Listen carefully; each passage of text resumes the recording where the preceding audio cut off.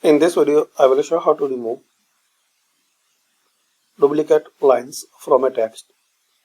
So visit this website waf.com and here click on duplicate line remover. Now enter your text here, then click on submit.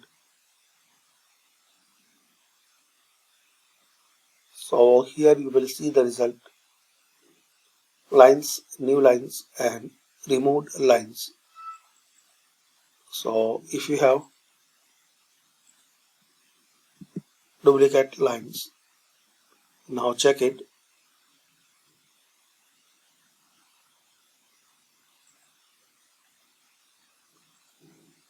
Actually you need to make a line by pressing enter.